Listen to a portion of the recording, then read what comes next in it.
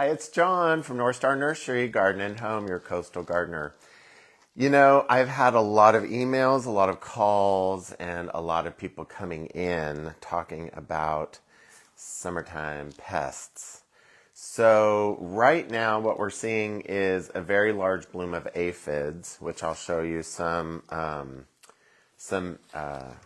examples of.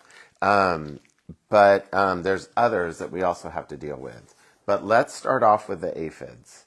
So I am growing broccoli and kale and some other things at my house. And this, on my weekend, I was going through and looking at some of them, and those little aphids are on them. So what I wanted to do is kind of show you. So this is a cauliflower. Now, if you look at the leaf, this leaf right here, it's folded onto itself. Now, that is a sign to you that something is not right. If a leaf is gnarled or folded onto itself, that is a definite sign that something is inside. And let me show you what's inside. It is a lovely colony of aphids. So we have big mama aphids, we have baby aphids, we have all over the place aphids. They're disgusting. And so what they've also done is they've started migrating to the new growth, which I'm not sure. It's kind of hard to see, but you get the gist. They're in there. These are very difficult to get rid of once they gnarl the foliage like that because it's hard to get the spray in there. Now you can handle it a few different ways. If you want to go completely organic, what you can do is cradle the leaves and spray it with a hose. You know, not like full bore, but something that'll break them off of the leaf.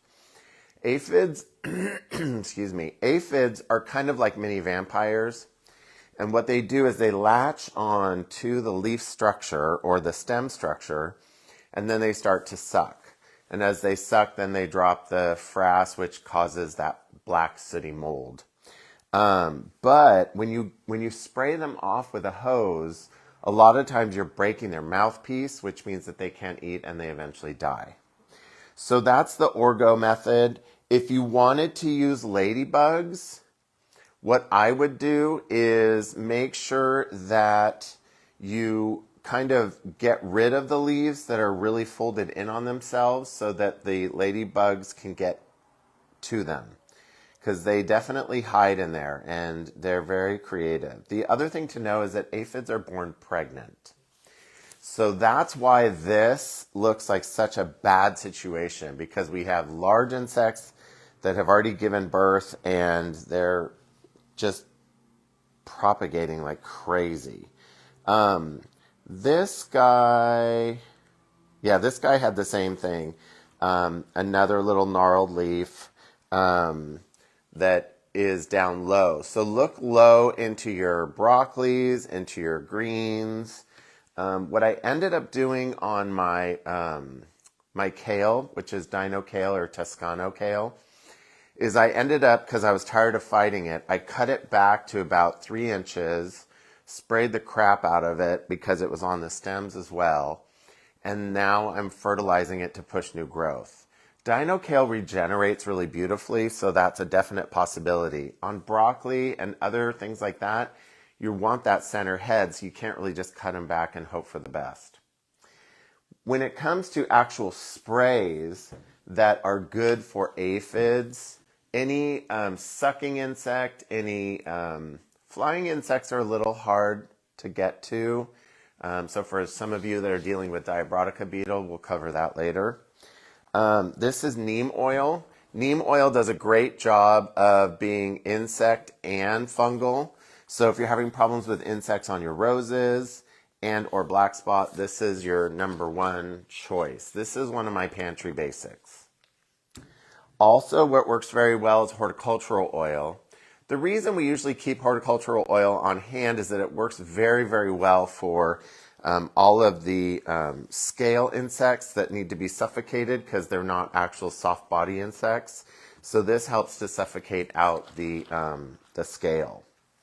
If any of you on any of your broccoli, any of your cole crops are having problems with that little white moth, which then lays an egg, if you watch them flying around, they're really interesting. Well, annoying would be another word.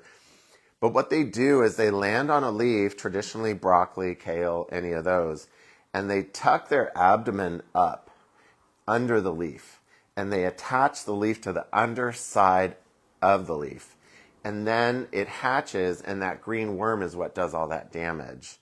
So if you're having a lot of damage on things like broccoli and whatnot, the actual worm that comes out is the same exact color as the broccoli leaves. So you really have to look very carefully because they're usually in the ridge line, kind of hiding along the ridge line because they seem to know that you can't see them there. So keep an eye out for that. This is Monterey BT. This is Bacillus thuringiensis. It affects their digestive system and basically kills them. So all of the things that we sell here are organic options. They're either OMRI listed or up to day of use. Up to day of harvest, is how you can spray. So that's for those guys.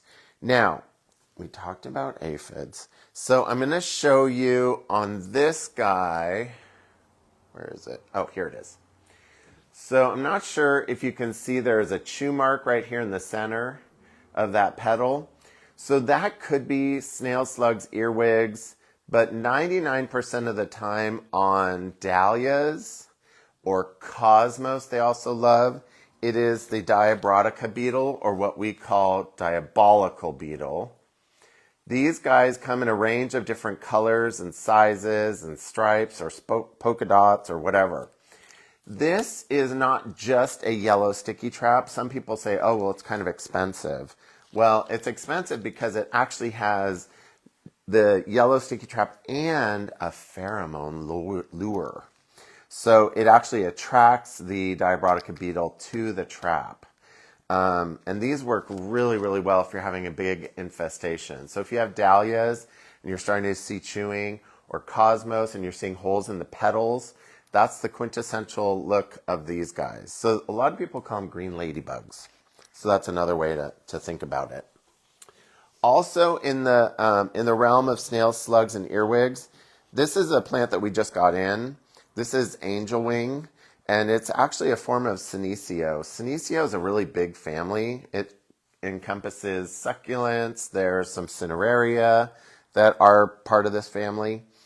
The snails adore this, which is insane to me because it's hairy, but they love it. And so if you're having chewing marks in your senecio or angelwing, it's time to start thinking about snail and slug bait, and this is Sluggo Plus.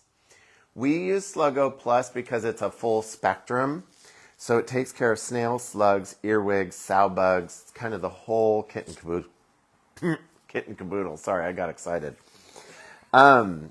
So what you want to do is, a little bit goes a long way on this. So literally just sprinkle a little bit, and in a few days, go out and see what's left. If there's not a lot left, go ahead and sprinkle out some more. But don't put piles of it.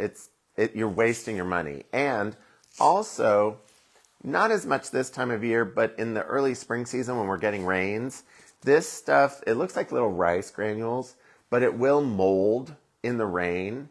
It is still effective. So don't panic that you have like mold in your soil or something. It's just this stuff reacting to the moisture. So that is those. Then let's talk for about 6 hours about deer. This is another one of those things that I really stand by. I have on our house a big rose called Sally Holmes that goes about 20 feet tall. And the base of it is completely full of greenery. And we have no fences. And so what I do is once a month I go out and spray this on my roses. I also spray it on anything else that I want to keep them away from. This product is also used really well on any new plantings if you're in an unfenced area. If you plant anything new, you want to spray this on them because you want to teach them that they don't want to eat that plant. So if it smells bad to them, they're not even going to want to try it. So make sure that this is in your arsenal. It should be actually a part of my pantry basics, so I'll probably end up adding this later on. But definitely a great product.